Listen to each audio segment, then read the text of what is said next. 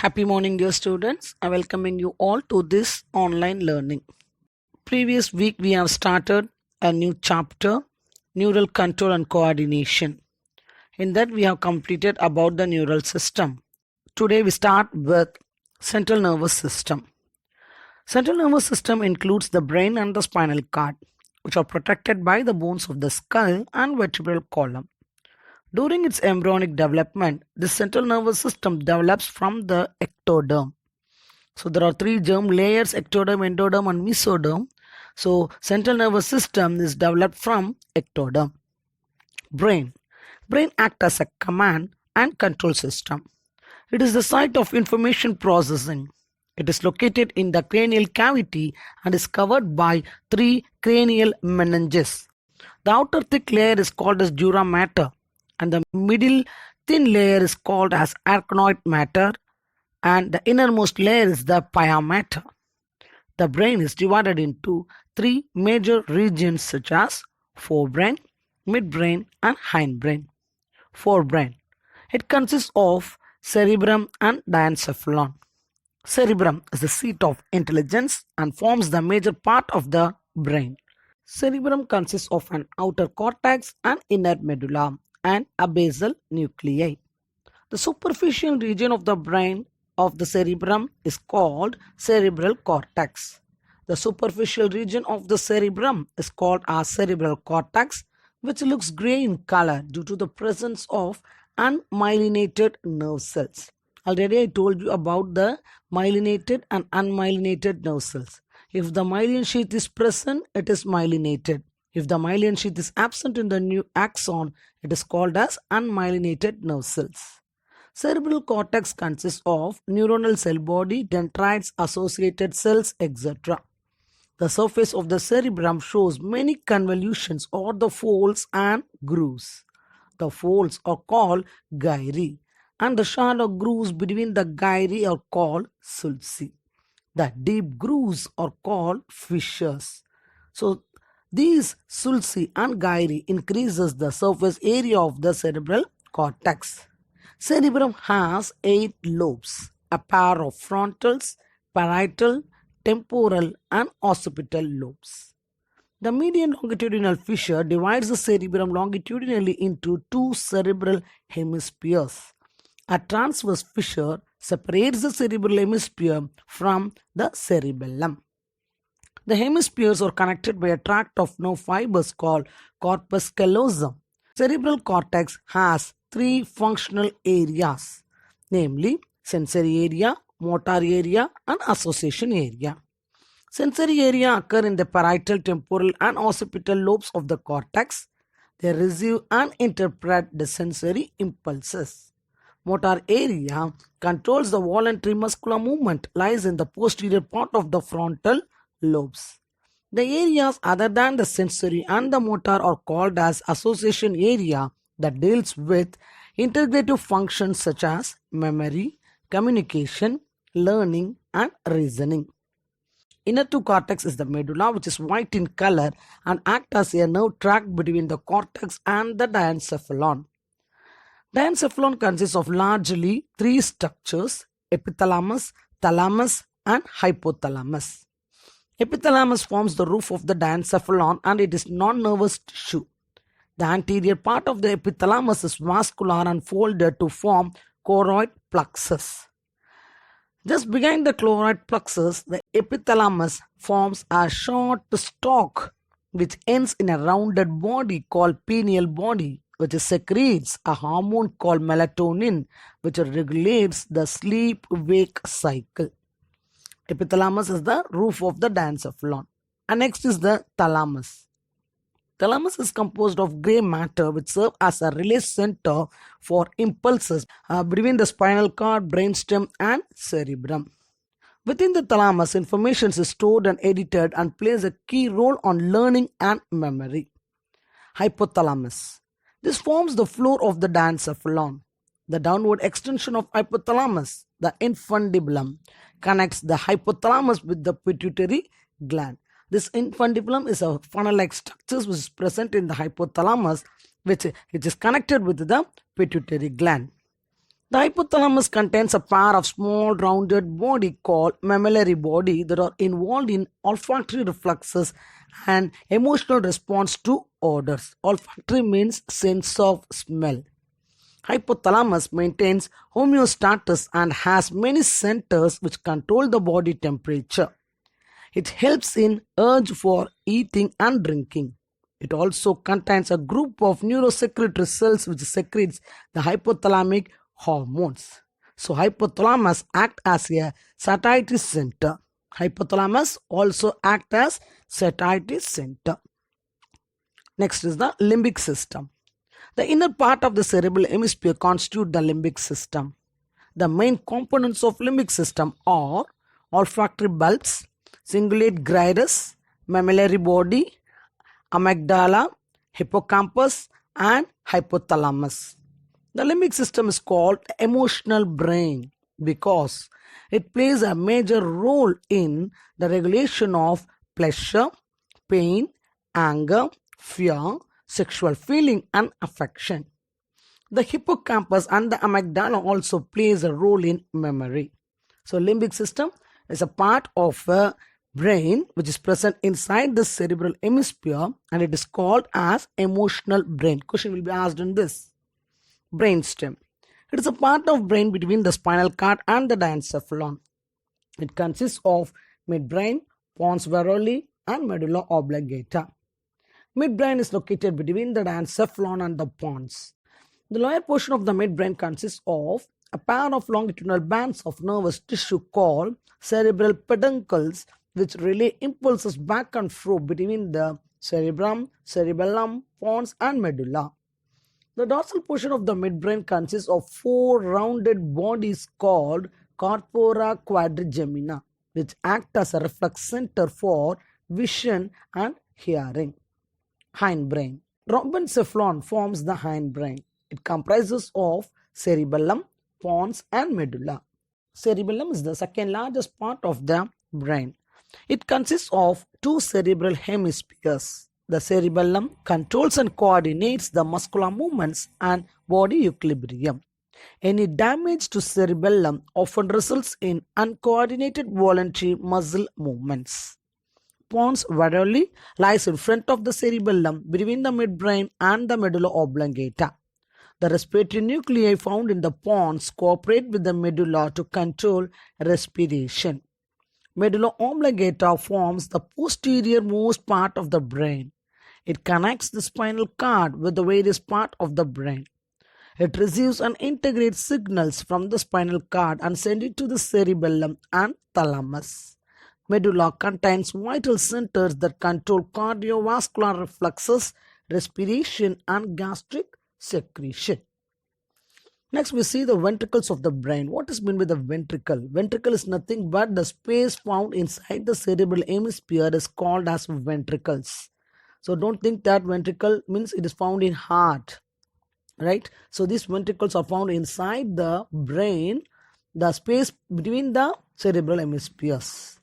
The brain has four hollow fluid-filled spaces. The C-shaped space found inside the cerebral hemispheres forms the lateral ventricles 1 and 2, which are separated by each other by a thin membrane called septum pellucidum. Septum means nothing but a membrane. So lateral ventricles 1 and 2 are separated by septum pellucidum.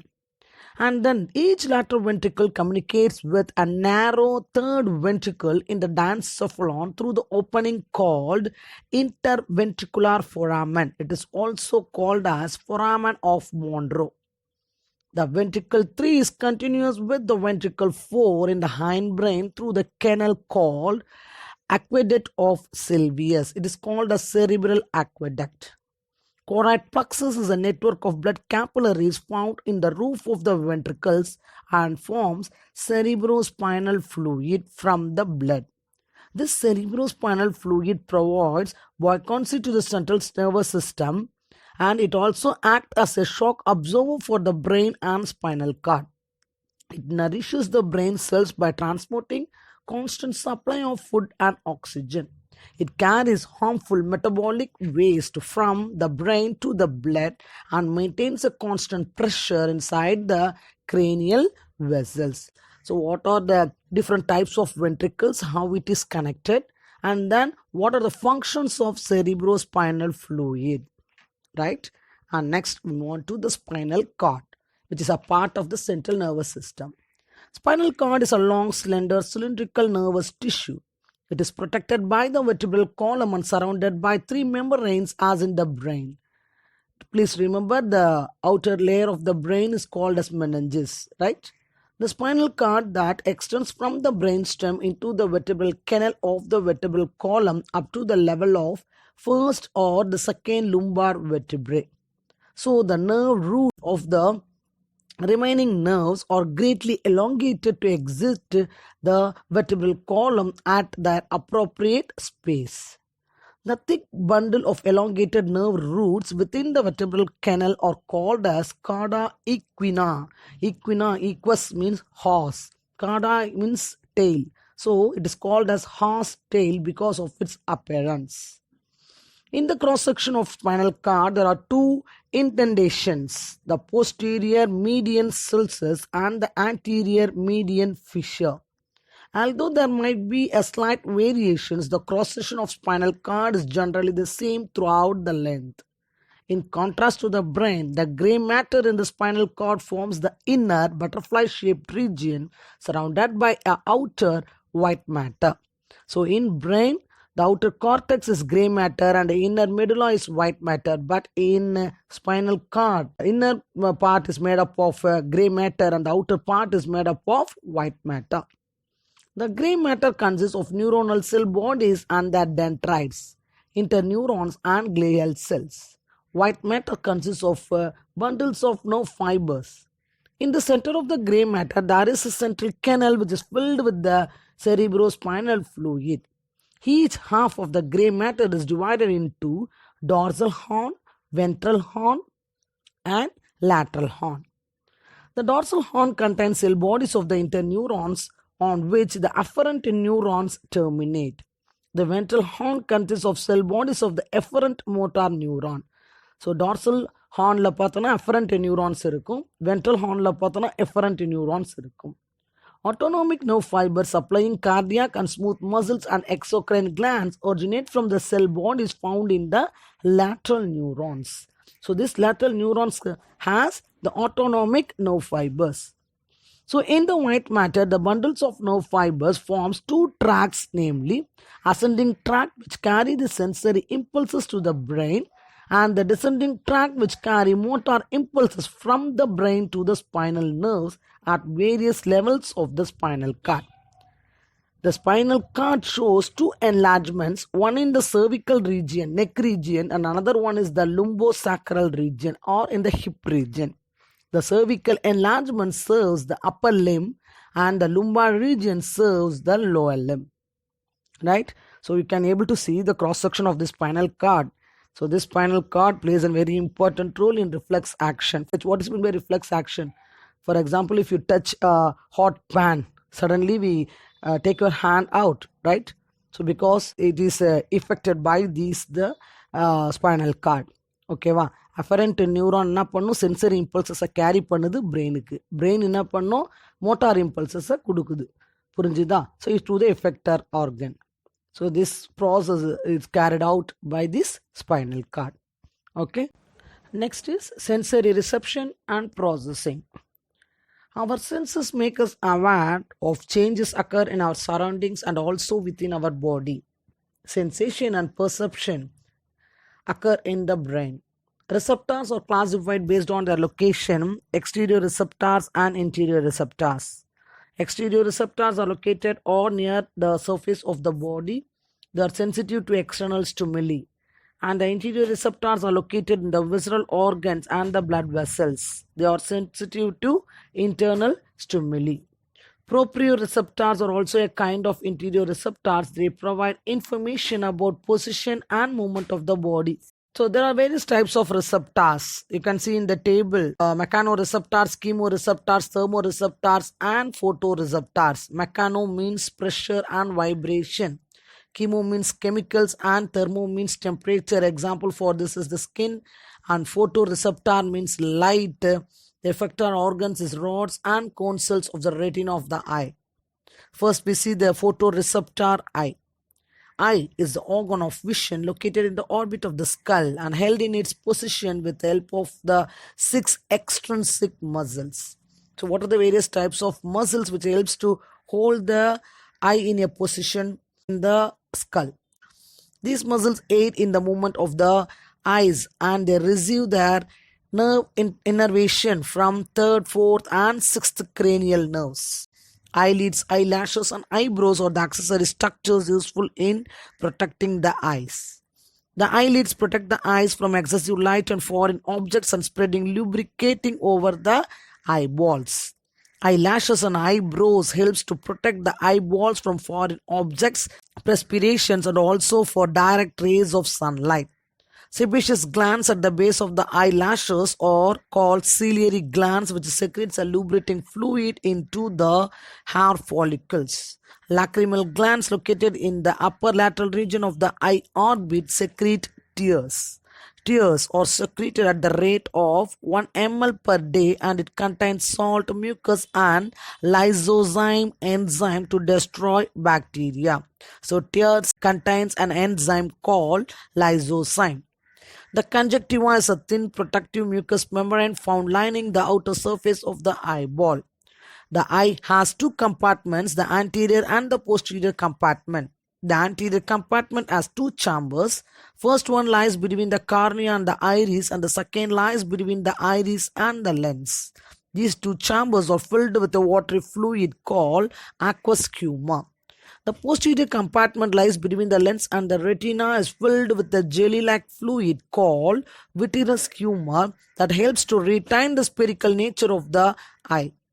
Eye lens is transparent and biconvex. It is made up of long columnar epithelial cells called lens fibers. Eye lens is made up of lens fibers. These cells are accumulated with proteins called crystalline. Eyeball. The anterior 1/6 of the eyeball is exposed. The remaining region is fitted well into the orbit. The wall of the eyeball consists of 3 layers: fibrous sclera, vascular, choroid and sensory retina. The outer coat is composed of dense non-vascular connective tissue. It has 2 regions. The anterior region is the cornea and the posterior region is called the sclera. Cornea is the non-vascular transparent coat formed of stratified squamous epithelium which helps the cornea to renew continuously. It is very vulnerable to damage from dust. Sclera forms the white of the eye and protects the eyeball. Posteriorly, the sclera is innervated by the optic nerves. At the junction of the sclera and the cornea, a channel called canal of Skelm which continuously drains out the excess of aqueous humor.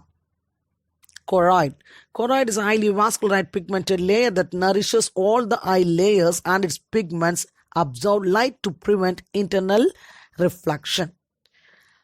The aperture at the center of the iris is the pupil through which the light enters the inner chamber.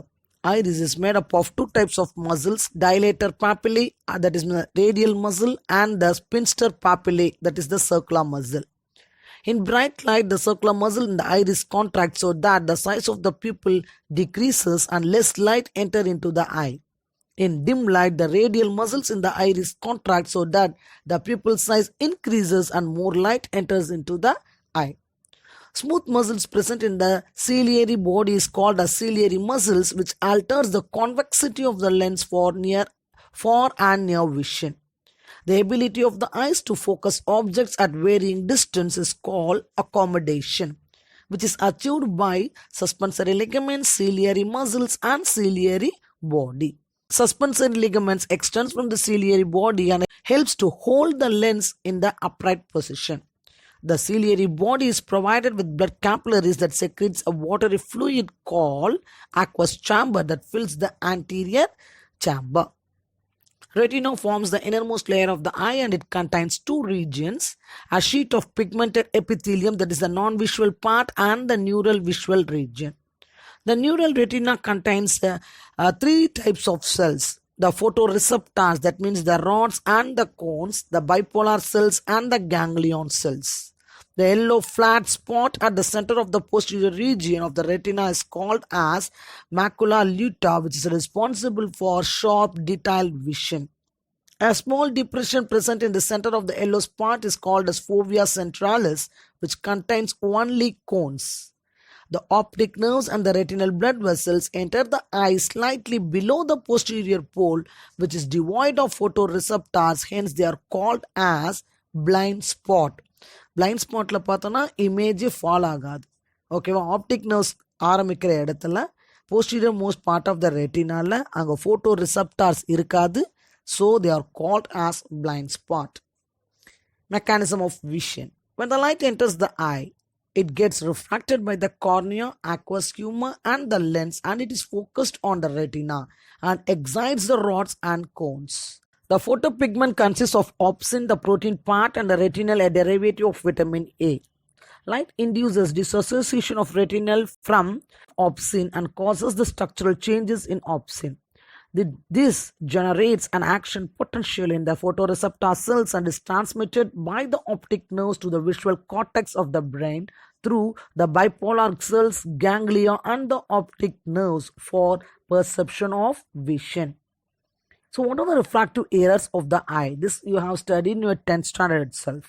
There are different types of refractive errors. First one is the myopia, short-sightedness. The affected person can see the nearby objects but not the distant objects. This condition may result due to the elongated eyeball or thickened lens, so that the image of the distant object is formed in front of the yellow spot.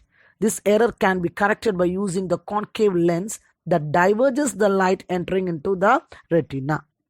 The second one is the hypermetropia, long-sightedness. The affected person can see only the distant object clearly but not the objects nearby.